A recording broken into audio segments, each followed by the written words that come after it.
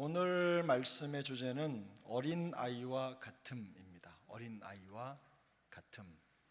이 사랑을 받는 자녀라는 문구가 오늘 함께 읽은 본문의 사실은 키인데, 이 사랑받는 자녀의 특징이 뭐냐라고 했을 때 이 한 구절만 보더라도 하나님을 본받는 자가 되는 것, 이게 바로 하나님의 사랑을 받는 자녀의 특징이라는 겁니다.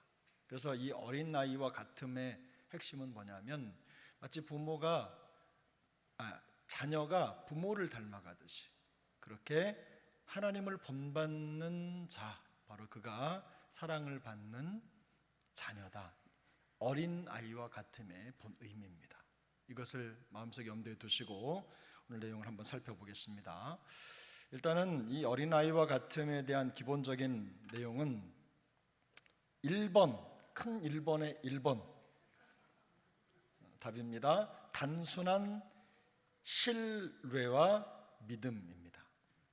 단순한 신뢰와 믿음으로 하나님 앞에서의 열린 태도를 의미합니다. 어린아이들이 경계가 없잖아요. 어린아이들이 이 경계가 없습니다. 그래서 항상 조심스러운데, 그 하나님께 대한 경계 없는 열린 마음, 바로 그것이 어린아이와 같음의 핵심이죠. 단순한 신뢰와 믿음으로 하나님 앞에서의 열린 태도, 바로 이게 어린아이와 같음의 기본적인 의미고, 두 번째로는 1번의 2번은 미성숙입니다. 미성숙,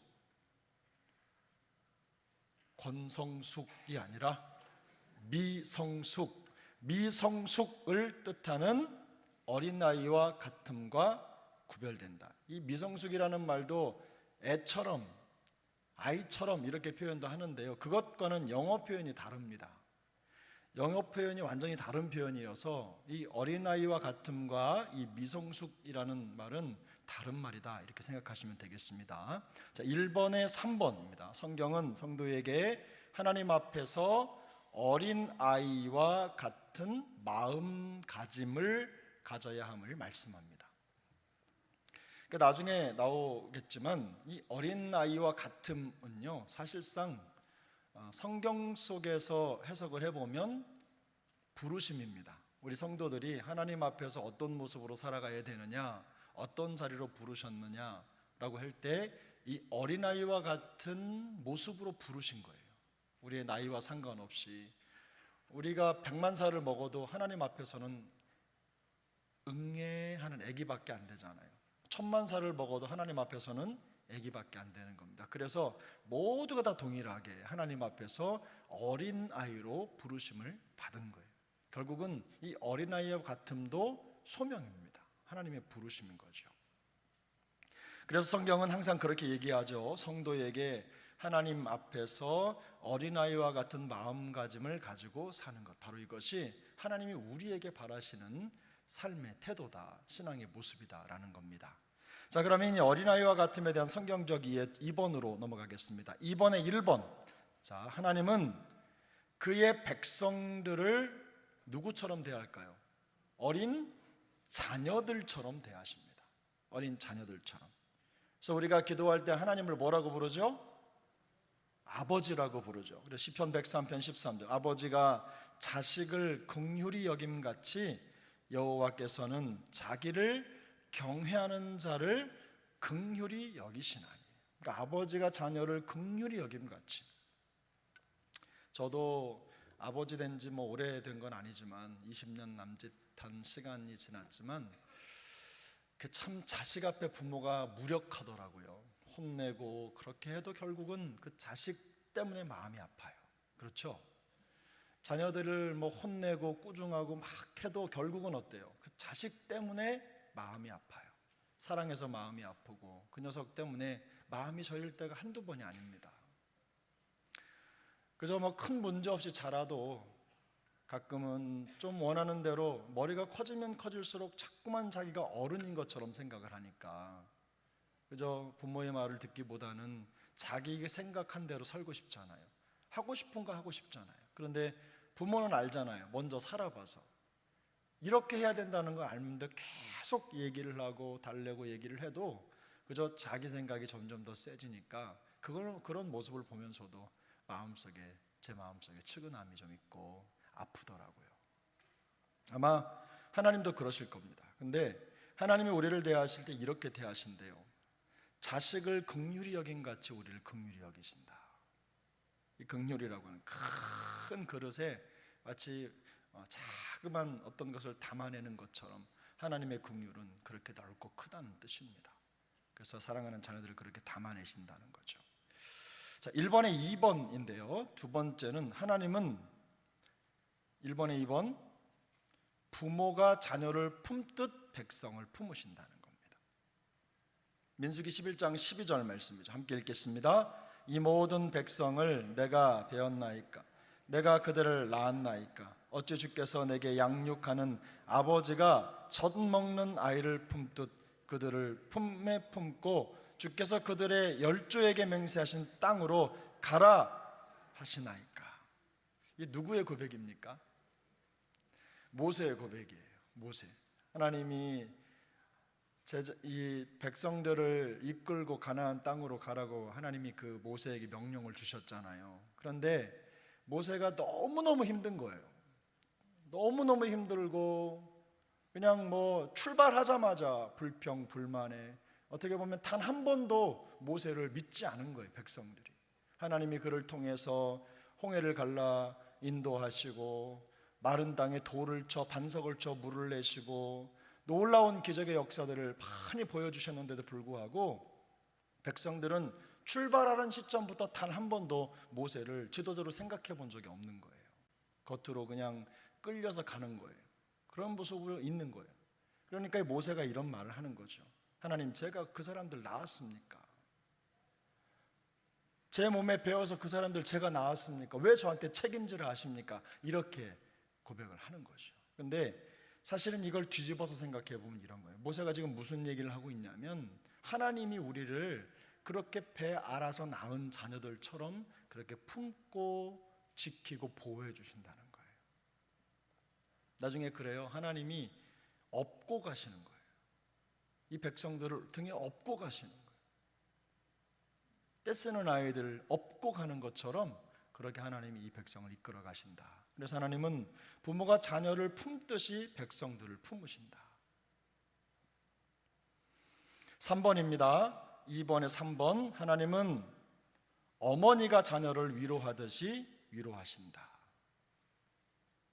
어머니가 자식을 위로함 같이 내가 너희를 위로할 것인즉 너희가 예루살렘에서 위로를 받으리니.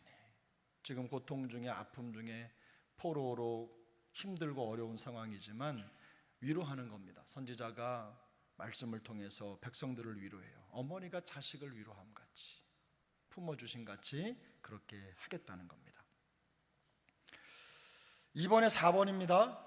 성도는 하나님의 자녀로 어떻게 됐을까요? 입양이 되었죠. 입양되어 그리스도와 함께 뭐가 됐습니까? 상속자가 되었다는 겁니다. 우리 말씀을 함께 읽어보겠습니다. 로마서 8장 15절 16절 17절 시작. 너희는 다시 무서워하는 종의 영을 받지 아니하고 양자의 영을 받았으므로 우리가 아빠 아버지라 부르짖느니라. 성령이 친히 우리의 영과 더불어 우리가 하나님의 자녀인 것을 증언하나니 자녀이면 또한 상속자 곧 하나님의 상속자요 그리스도와 함께 한 상속자니. 아멘. 우리 주님이 우리를 그렇게 받아주신 겁니다. 죄에 죽을 수밖에 없는 우리를 예수 그리스도의 십자가의 은혜로 구속해 주시고 우리를 깨끗이 씻어 하나님의 자녀로 받아주신 거예요. 그리고는 여기 보면 그리스도와 함께 상속자로 삼으셨다. 우리 예수님의 나라를, 하나님의 나라를, 예수님의 나라를 우리가 주님과 함께 하면서 주님의 영이 우리 안에 있으므로 그 나라가 우리의 나라가 되는 그런 큰 특권을 허락해 주신 것입니다. 하나님이 그렇게 우리를 다루신다는 거예요. 이게 이제 성경적으로 기본 하나님 어린아이와 같음에 대한 우리가 이해할 수 있는 영역들이고 다를 다룰 수 없지만 몇 개만 빼서 다루면 이렇습니다. 근데 세 번째로 어린아이와 같음의 특징이 있습니다. 특징. 자, 우리가 주목해 봐야 될 내용입니다만, 자, 하나님의 백성은 마치 자녀가 부모에게 하듯 하나님께 반응하는 겁니다. 이게 하나님이 우리에게 주신 관계의 법칙입니다. 하나님을 따라가는 거예요.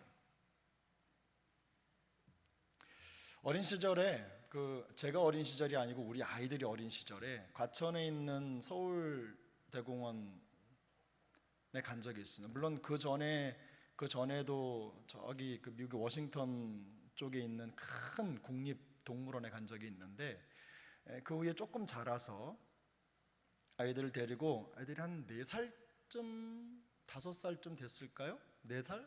그쯤 됐을 때인데, 아이들이 동물 좋아하잖아요. 동물원에 갔어요. 그 과천 서울랜드 안에 있는 동물원이 굉장히 큰데, 거기를 한 바퀴 돌려면 어른들도 막 지칩니다. 근데 저는 힘들어 죽겠는데 동물원을 가자고 해서, 그러면 규칙이 있다. 규칙이 뭐냐? 동물원에 가서 절대로 안아달라고 안 한다. 그래서 처음부터 끝까지 혼자 걷는다고 하면 가겠다. 그렇게 해가지고 그렇게 하겠다고 해서 갔습니다. 아이가 넷이잖아요. 저희가 끝까지 걸어갔을까요? 안 갔을까요? 갔습니다. 제가요, 동물원 입구에서 출발을 했는데요, 그 입구에서 그 표 티켓팅 하는 데까지도 멀어요. 사실은 동물 코끼리 열차를 타고 티켓팅 하는 데까지 가서 거기서 이제 티켓팅해서 들어갔는데요, 이거 뭐 정말로 너무너무 덥고 힘든 거예요. 근데 저는 물병 하나 하고 백팩 메고 가는데, 아이들 이 걷는 걸음걸이가 느리잖아요. 근데 마음속으로는 그 중에 하나를 하고 싶은데, 아내하고 저하고 둘인데 4명을 어떻게 안고 갑니까? 하나 안으면 또 하나 안아달라고 하고 그럴 텐데. 그래서 꾹 참았어요. 힘들면 쉬고 무조건. 하여튼 동물원 완주할 때까지 한 번도 안아주지 않았어요. 근데 그 마음이 좋지만은 않은 거예요.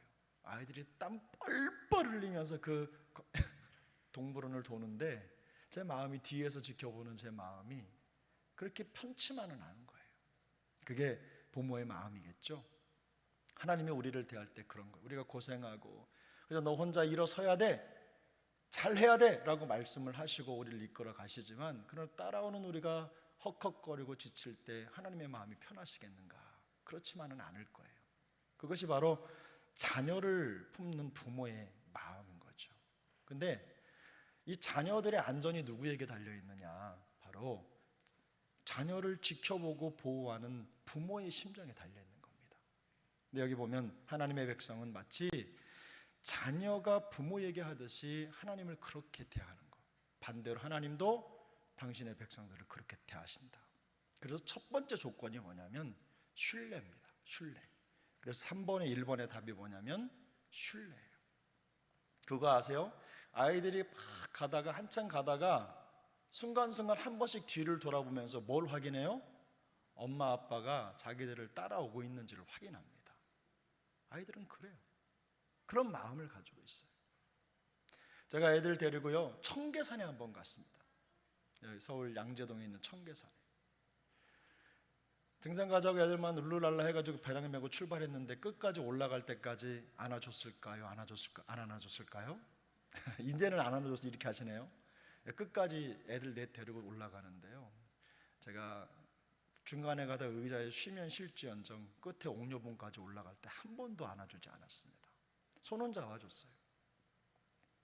근데 그 올라가서 땀 흘리고 밑에 서울시내를 내려다보는 그 마음이요, 전 너무너무 좋았어요. 그 아이들이 부모 없이는, 부모를 신뢰하지 않고는 그 험난한 산을 그 5살 때 올라가겠습니까? 그렇게 하지 않겠죠. 근데 아마 이 아이들도 엄마랑 아빠랑 함께 하면 갈 수 있다, 이런 생각을 했을 것 같아요. 여러분, 우리가 그렇지 않습니까? 하나님이 우리와 함께 계신다는 그런 마음이 있으면 힘들어도 올라가잖아요. 할 수 있다, 이런 확신이 마음속에 있는 거예요. 그래서 백성, 하나님의 자녀된 우리에게 제일 중요한 게 뭐냐? 바로 하나님을 신뢰하는 겁니다. 3번에 1번 답이 뭐라고요? 신뢰. 하나님의 공급과 때를 의지하며 불확실 속에서도 신뢰한다. 부모의 손에는 뭐가 들어있을까요? 물이 있어요. 아이들이 지치면 입에다 넣어주는 물이 있는 거예요. 우리가 부모를 향해 갈증나서 앉아있으면요, 부모는 달라고 하지 않아도 아이가 갈증날 거 알고 물을 꺼내주는 거예요. 그게 부모의 심정입니다. 바로 주님과 우리의 관계가 그런 관계라는 거예요. 하나님의 공급하심과 때를 의지하며 불확실 속에서도 신뢰한다. 두 번째는요, 순종입니다. 순종. 3번의 2번 답이 뭐라고요? 순종. 사랑하는 아버지로서의 하나님의 권위를 인정하는 데서 순종이 나오는 겁니다. 다른 게 아닙니다. 우리가 순종이라는 단어가 너무 익숙하기 때문에 항상 믿음의 동역자, 믿음과 같은 어원을 가지고 있는 이 순종이라는 말 얘기가 나오면 우리에게는 참 이게 좋기도 하고 마음속에 불편하기도 하지만 사실은 하나님과 자녀와의 관계 속에서 제일 중요한 것 중에 하나가 또 이 순종이잖아요. 하나님의 권위를 인정하는 거기 때문에 거기에 우리의 어떤 다른 해석이 들어가지 않고 들린 그 말씀에 오전에도 말씀을 드렸지만 따라가는 거죠. 그래서 너희가 순종하는 자식처럼 전에 알지 못할 때에 따르던 너희 사욕을 본받지 말아라. 반대로 얘기하면 너희의 사욕을 내려놓고 순종하는 자식처럼 살아라. 이 말씀을 하고 있는 거죠. 세 번째로는 겸손입니다. 겸손. 3번에 3번 겸손. 예수님은 어린 아이처럼 겸손할 것을 명령하십니다. 이 참 쉽지 않습니다. 이 겸손이라고 하는 게 어떤 마음으로 이걸 잘 찾아야 될지 참 어려울 때가 많이 있어요. 그래서 여러분, 우리가 항상 기도함으로 어린아이처럼 하나님 앞에 겸손함으로 내가 힘이 없다는 걸 인정하면 부모님의 도움을 받을 수가 있습니다. 가끔은 이렇게 아이들도 자기가 할 수 있다고 생각하잖아요. 자기 자신을 잘 해석하지 못하니까. 근데 하나님 앞에서 우리가 솔직하게 하나님, 저는 힘이 없습니다. 하나님의 도우심이 필요합니다. 이런 고백을 하고 주님을 의지하면 그 의지가 바로 겸손입니다. 그래서 하나님은 하나님을 의지하는 어린아이처럼 하나님을 의지하는 우리를 도와주신다고 약속하셨습니다. 그래서 그런 마음으로 진정한 겸손을 소유할 수 있길 바랍니다.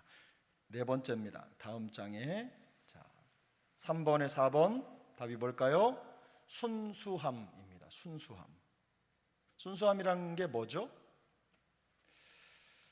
저희 가정 얘기를 제가 경험한 게 그거니까 아이들 보면 똑같은 아이들이 셋이 자라는데 그 중에 둘이 성에 갔습니다. 근데 둘이 추구하는 미가 다릅니다. 하나는 순수미를 추구하고 하나는 인공미를 추구합니다. 근데 하나님 앞에서 이 순수미라고 하는 게 그런 거잖아요. 꾸미지 않는 거. 그래서 4번의 순수함 다음에 있는 괄호의 답이 꾸밈 없이입니다. 꾸밈 없이 하나님께 나아가며 그분의 진리를 신뢰하는 거예요.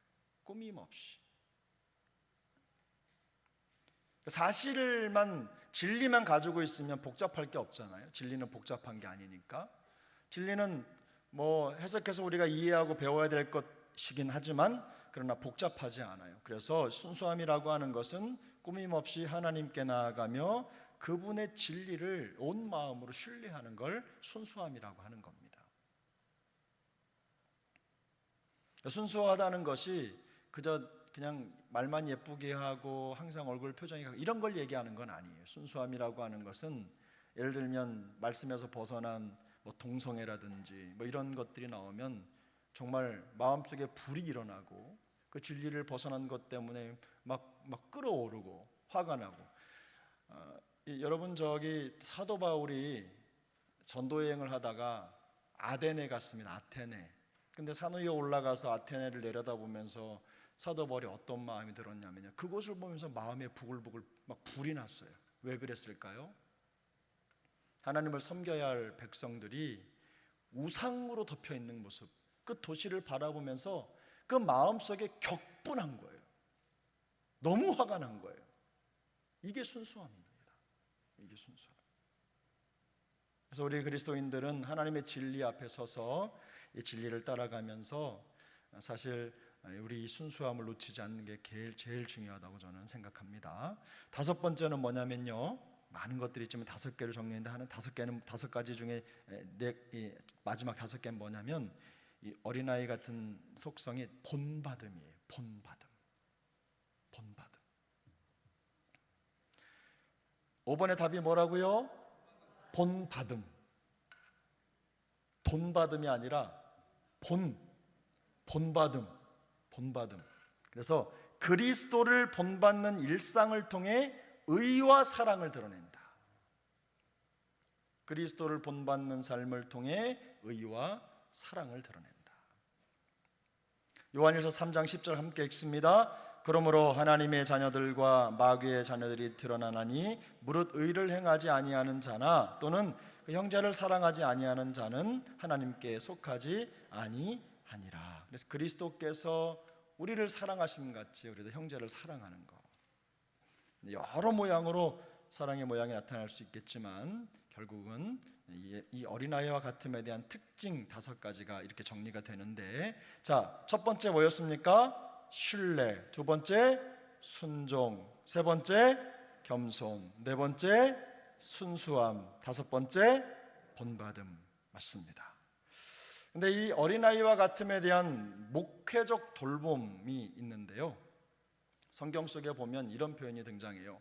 하나님이 다윗을 부르셔서 이스라엘 백성들을 돌보실 때 시편에 보면 어떻게 하냐면 양틈에 있는 모세를 불러다가 양을 치고 돌보던 그 모세의 손길을 사용해서 어떻게 해요? 능숙함으로 그 백성들을 돌보도록 인도하시죠. 그래서 그 양들을 돌보고 키우고 이끌어가는 그 다윗의 모습, 다윗이 가지고 있는 모든 것들을 통해서 하나님의 백성들을 돌보고 이끌고 보호하신다, 이런 표현이 성경에 등장합니다. 그런 거하고 똑같이 신약에 나와 있는 표현 2개를 한번 제가 살펴볼 건데요, 이겁니다. 첫 번째는 목회적 돌봄과 어린아이와 같음의 관계 속에서 4번의 1번, 유모가 자녀를 어떻게 해요? 참기름 할 때 똑같습니다. 기름과 같이 돌보신다. 왜 웃으세요? 들기름으로 할까요? 그럼 기름. 그래서 데살로니가서 2장 7절, 우리는 그리스도의 사도로서 마땅히 권위를 주장할 수 있으나 도리어 너희 가운데서 유순한 자가 되어, 이건 우리가 텐덜리 이렇게 표현도 하지 않아요. 유순하고 따뜻한 이런 마음이, 유순한 자가 되어 유모가 자기 자녀를 어떻게 함같이 기름과 같이. 이 기름이 뭐냐면요, 이런 거예요. 간호사가 단순히 이렇게 그냥 이게만 아니라, 간호사가 아픈 환자를 돌볼 때 어떻게 하죠? 친절하지만 따끔하죠. 안 그래요? 예, 간호사들 보면요, 친절하지만 따끔합니다. 주사도 놓고 필요한 건 피도 뽑고. 왜냐하면 건강을 지키고 잘 돌보기 위해서. 그래서 이 기름이라고 하는 단어가 찾아가 보면요, 이 간호사라는 말하고 연결되어 있는 말이에요. 그러니까 환자를 돌보는 것처럼 돌보고 그들을 잘 보호하는 것 같지만 때로는 아프고 연약하고 부족하고 이런 것들을 치료하기 위해서 따끔하게 뭔가 환자의 고통도 감수하면서 그들을 하는 거예요. 보호하는 거예요. 그걸 기름이라고 얘기하는 겁니다. 유모가 어머님이 자녀를 키우는 것도 마찬가지잖아요. 좋은 것도 주지만 따끔하게 얘기도 하죠. 두 번째는 하나님의 공급과 보호 안에 거하도록 뭘까요? 권면입니다. 권면. 4번에 2번, 하나님의 공급과 보호 안에 거하도록 어떻게 해요? 권면. 권면. 요한일서 2장에 보면 이 요한 사도가 굉장히 따뜻한 사람인데 여기에 제일 많이 등장하는 단어가 뭐예요? 안에 거하라. 그리스도 안에 있으라. 안에 거하라. 이 굉장히 중요한 겁니다. 이 자녀들이 부모의 범위 안에 있을 때 참 중요한 것 같아요. 결국 멀리 떨어져 있어도 결국은 부모 안에 있는 건데 그걸 잘 모르는 것 같더라고요. 부모님들은 어때요? 사랑하는 자녀들, 이 품 안의 자식들 있을 때나 내 손으로 마음대로 하지 떠나고 나면 내가 참 마음대로 안 되잖아요. 그래서 마음이 더 아플 때도 있어요. 근데 하나님이 우리에게 주시는 메시지가 뭐냐면 자녀들은 그리스도 안에 있을 때 가장 안전하다는 겁니다. 그래서 이제 그의 안에 거하라. 그의 안에 거하라. 그 안에서 포도나무 가지가 마치 포도나무에 붙어 있어서 생명이 유지되고 자라나고 열매를 맺는 것과 똑같이 그의 안에 거하는, 그것이 자녀의 본분이라는 것을 우리에게 말씀해 주고 있는 겁니다. 근데 제가 오늘 여기서 이제 한 가지 여러분 이제 조금 부정적인 내용을 다뤄야 될 텐데 5번입니다. 어린 아이와 같음과 유치함이 달라요. 처음에 제가 말씀드렸죠. 이 두 개가 다릅니다. 이 다른데 어느 게 그러면 어린아이와 같으면 지금까지 살펴봤으니까, 근데 그러면 어느 게 유치함이냐라고 하는 부분들을 간단하게 살펴볼게요. 자, 첫 번째 5번에 1번, 유치함은 시기와 다툼 같은 영적으로 미성숙한 태도로 나타난다. 자, 유치함은 시기와 다툼과 같은 뭐요? 영적으로 미성숙한 태도로 나타난다.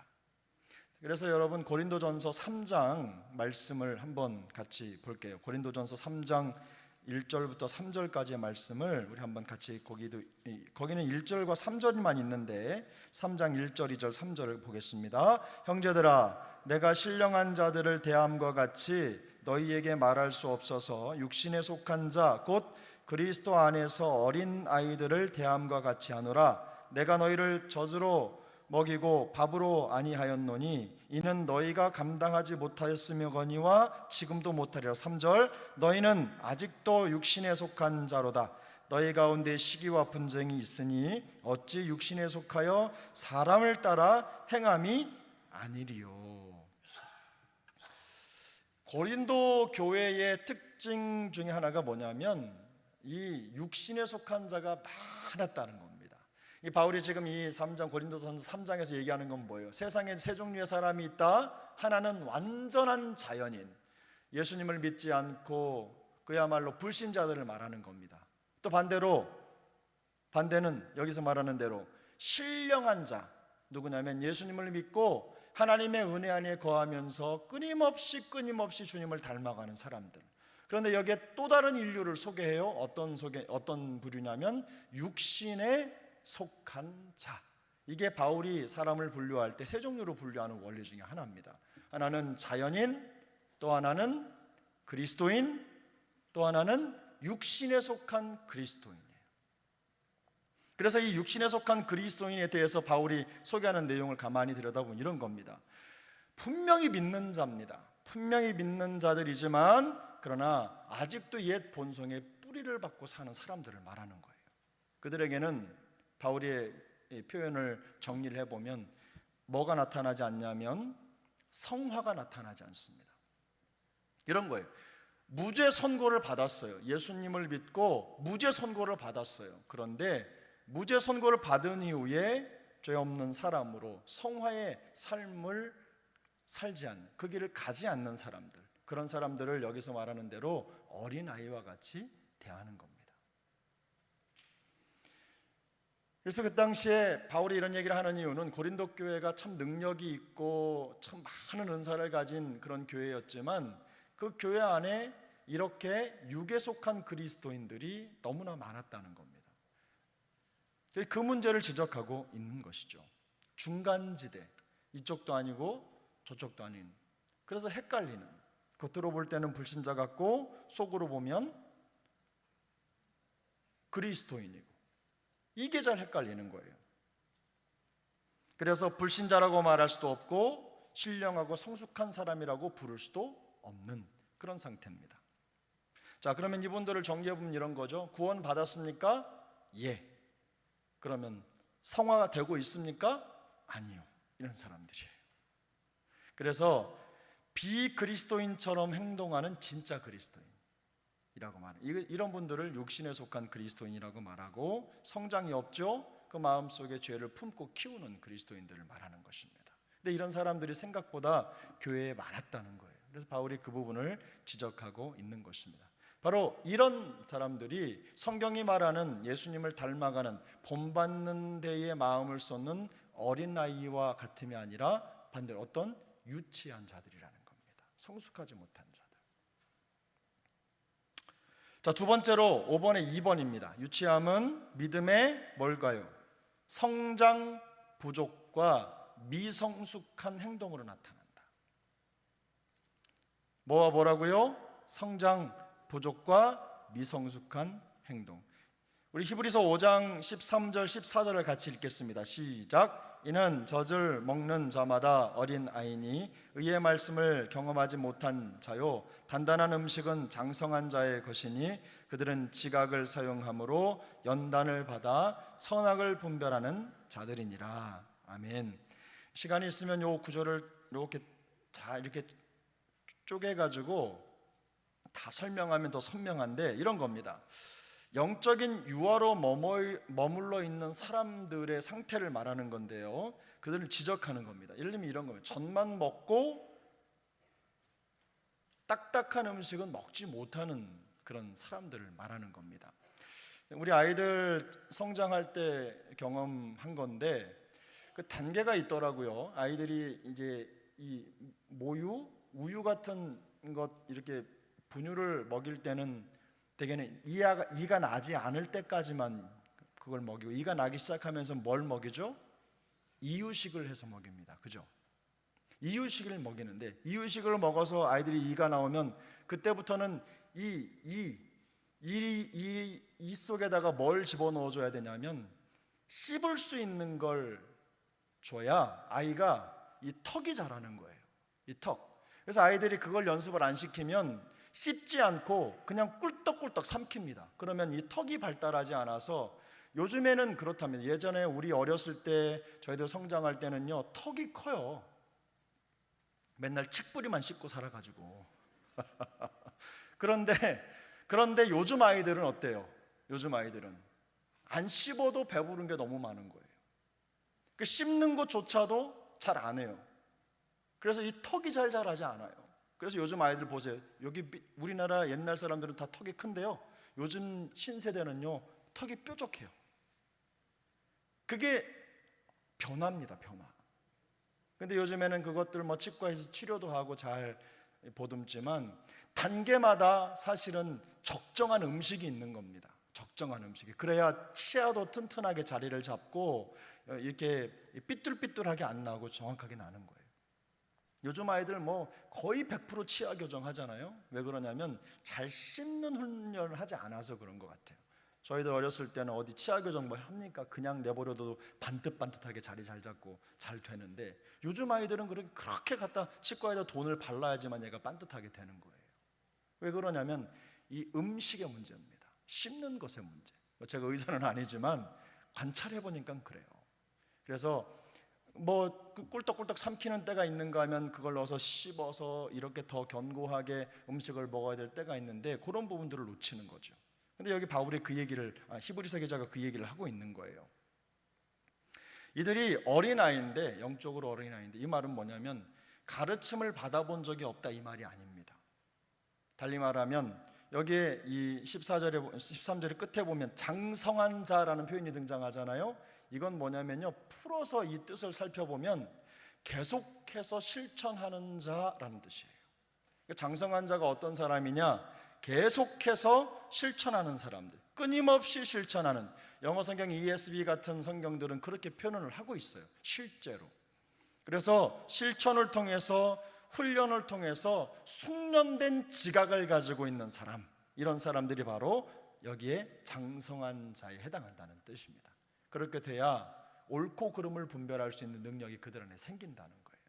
그래서 지금 히브리서 기자가 생각할 때 이들 안에 바로 그런, 충분히 시간으로 봤을 때는 어른이 돼서 이제는 딱딱한 것도 보고 하나님의 말씀에 대한 그런 좀 책망의 말씀도 듣고 또 훈계의 말씀도 마음에 새겨서 약으로 삼아야 될 터인데 그저 그냥 부드러운 말, 감싸는 말, 이런 것만 생각하는 거예요. 여러분, 교회 오시면 교회가 사랑해야 맞죠.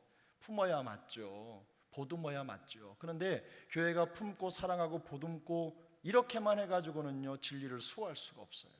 강력한 하나님의 말씀에 대한 우리의 사고와 인식 그리고 이해가 있어야 그 말씀으로 또 악한 것들도 물리치고 하는 것입니다.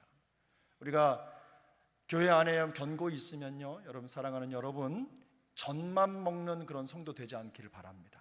딱딱한 것도 먹는 그런 우리 권사님, 장로님, 집사님들은 해당 사항이 없지만 이곳에 없는 분들은 이 젖만 먹는, 아직도 기저귀를 떼지 못한 수십 년짜리 유아가 있을 수 있어요. 모양은 어른 같은데 아직도 우유를 찾고 젖 달라고 응애응애 우는 것 같은 그런 신앙생활을 하는 분들이 적지 않아요. 그래서 바울은 지금 그런 얘기를 하는 거예요. 그게 바로 유치함이라는 겁니다. 성장이 부족하고 미성숙한 행동을 하고 있다는 겁니다. 선악을 분별하지 못한다는 거예요. 그러므로 하나님 앞에서 어린아이와 같음은 매우 중요한 겁니다. 부르심이니까. 그러나 어린아이와 같음이 유치함은 아니라는 것을 마음속에 꼭 기억하시고 은혜 안에 성장의 기쁨을 위해서 꾸준히 주님 앞에 나아가는 우리 모두가 됐으면 좋겠습니다. 그러므로 1번 어린아이와 같음은 신뢰, 순종, 겸손입니다. 또 순수함, 하나 또 뭐 있죠? 본받음, 이렇게 있는데 이것이 하나님께 나아가라는 성경적 뭐라고 말씀드렸어요? 부르심이라는 거예요. 부르심. 1번 어린아이와 같으면 신뢰, 순종, 겸손, 순수함으로 하나님께 나아가라는 뭐라고요? 성경적 부르심이다. 두 번째, 어린아이와 같으면 미성숙에 머무르는 것이 아니라 사랑하는 부모에게 의존하는 아이와 같은 믿음의 태도를 의미한다. 다시요. 2번 어린아이와 같으면 미성숙에 머무르는 것이 아니라 사랑하는 부모에게 의존하는 아이와 같은 믿음의 태도를 의미한다. 되셨죠? 세 번째, 성도는 어린아이와 같으므로 하나님과 더욱 깊고 친밀한 관계를 맺고 그분의 성품을 본받는 뭐예요? 그 뒤로 할렐루야. 그래서 여러분 모두가 다 이렇게 하나님의 은혜 안에서 자라가고 기쁨을 누리는 정말 어린 아이와 같음으로 부름받은 하나님의 사람으로 그렇게 순수하고 또 겸손하고 하나님 앞에 신뢰하고 또 순종하고 본받음으로 성장해가는 그런 우리 모두가 될 수 있기를 예수님의 이름으로 축복합니다.